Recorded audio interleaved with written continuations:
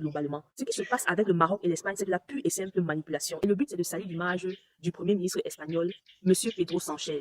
Le but, c'est de salir l'image de Pedro Sanchez, ce monsieur qui a ouvertement apporté son soutien à la Palestine. Vous voyez tout ce qui se passe, guerre Israël-États-Unis, le bloc Israël-États-Unis contre Iran-Palestine, toutes ces guerres qui se passent. Voilà. Il y a des leaders qui ont encore de la dignité et qui prennent position. Et Pedro Sanchez fait partie de ces leaders-là. C'est un monsieur qui a clairement apporté son soutien à la Palestine. Il y a des vidéos qui circulent sur TikTok où il communique, des petites filles en Palestine lui envoient des messages de remerciements, où il répond en mondovision à ses enfants là qui se font bombarder tous les jours. Pedro Sanchez est pro-Algérie, pro-Palestine. Ce qui ne plaît pas bien évidemment aux États-Unis et à l'État d'Israël. On se sert de la souffrance et du désespoir des Marocains, on les manipule et on les envoie au fourneau. Parce que quand j'ai vu en début de vidéo, je vous ai mis un extrait d'un Marocain qui est arrivé, il ne sait même pas ce qu'il fait là.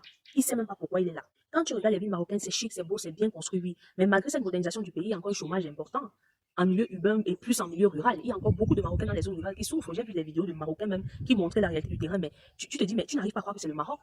Cet envahissement de l'Espagne par les immigrants marocains a été voulu et orchestré par leurs autorités.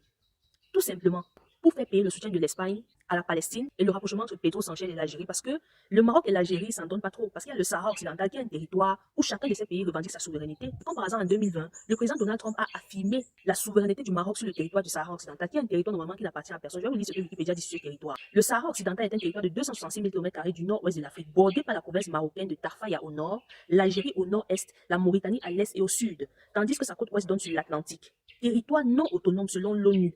Cette ancienne colonie espagnole n'a toujours pas trouvé de statut définitif sur le plan juridique depuis le départ des Espagnols en 1967. Donc ça veut dire que c'est un territoire qui n'appartenait à personne. Maintenant, il y a des pays frontaliers qui sont à côté. Vous savez, je vous ai dit qu'on est dans la conquête des territoires. Chaque puissance veut élargir son territoire avec ses alliés. Plus tu as de territoires qui te sont soumis, plus tu es puissant. Ce qu'on est en train de voir en Espagne va ouvrir la voie à beaucoup de choses. Ça va pas finir en un jour. Pourquoi déjà? Parce que déjà, les migrants qui sont entrés ne sont pas bien accueillis. Il y a des images qui circulent où les Espagnols ont peur, ils sont apeurés, on voit des migrants faire des trucs vraiment bizarres, faire caca dans les rues parce que tout le monde leur ferme la porte. On les voit forcer les boutiques pour entrer afin de se nourrir parce qu'ils ont faim. On les voit dormir en masse dans les rues. Bon, certains de ces migrants, quand ils sont arrivés en Espagne et qu'ils ont vu que les Espagnols ne les voulaient pas, ils n'étaient pas clairement ouverts à l'accueil, ils ont repoussé chemin et beaucoup ont accusé la manipulation de leur gouvernement. Ils ont dit non, c'est une manipulation. Ces migrants qui sont entrés, même s'il y a certains qui sont repartis, beaucoup ne vont pas repartir. C'est une situation qui va beaucoup agacer le peuple espagnol. Et il faudrait que Pedro Sanchez soit vraiment très pondéré dans la gestion de ce conflit-là, parce que c'est un conflit désormais. On a envie de le déstabiliser, parce que le but, c'est que ces migrants-là mettent mal à l'aise les Espagnols, créent un sentiment d'insécurité dans la ville, afin que les Espagnols se tournent et commencent à dire que Pedro Sanchez est un mauvais président. Ça a toujours été la technique des grandes puissances. Quand tu ne veux pas être de leur côté, ils sont très forts. Ils ont une expérience dans ce domaine. Donc Pedro Sanchez, un homme bon pourtant, est dans une position très délicate. Il faut que le peuple espagnol soit très élevé d'esprit pour comprendre qu'on est en train de les manipuler afin qu'ils se retournent contre cet homme. Parce qu'après qu'ils vont se retourner, on va dire destituer et tout, et on va mettre un président qui va dans le même sens que les États-Unis et Israël. Ça, vous comprenez un peu, c'est toujours comme ça. C'est toujours comme ça.